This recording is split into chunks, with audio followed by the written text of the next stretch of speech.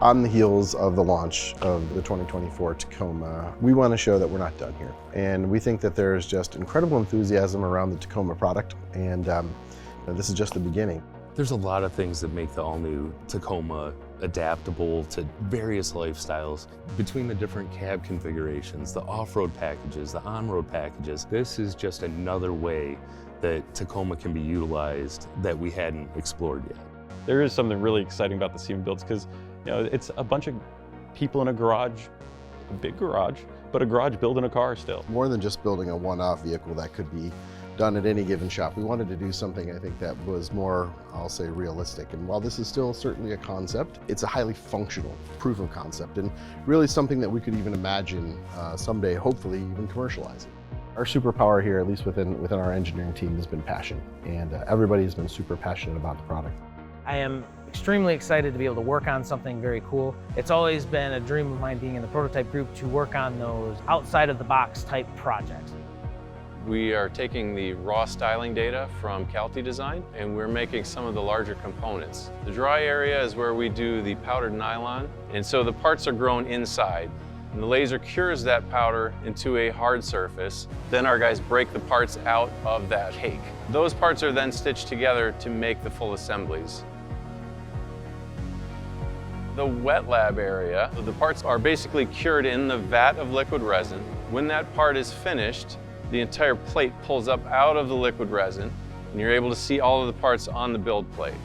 So finally, we take those parts after they're done washing and move them into our finishing room. The finishing area is where we do the assembly of all the components and sanding and polishing of the parts before paint. One of the first things that's really kind of important is just the scope of the parts that we're making. When we're talking about the entire rear end of the vehicle, those parts are 6 to 8 feet long in some cases.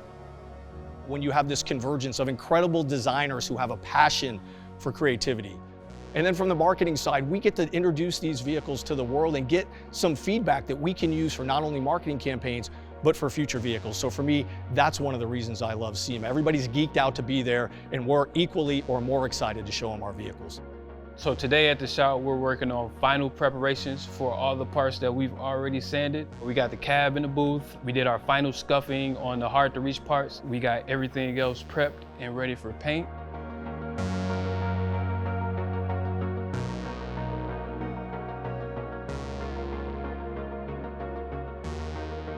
In working with the marketing group, they really wanted something that would harken back to the blue, and it looks amazing, paired with the satin black and the red detailing.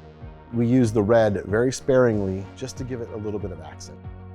So we've got it in pieces, but overall all the color has been applied to the vehicle itself. So what we'll be looking at today is that final buff and polish of those components so that we can get that nice shine when it's at the show. Really excited to see what this looks like in person. We're starting to see it come together. We've got the pieces that are being fabricated and manufactured in different areas. We're doing some fitments right now. It's always better when we can have concepts that we can show the public to say, hey, what do you think? What do you like? What don't you like? Because typically we do focus groups or we show photos, but this X-Runner concept gives us the opportunity to say, what if and what do you think?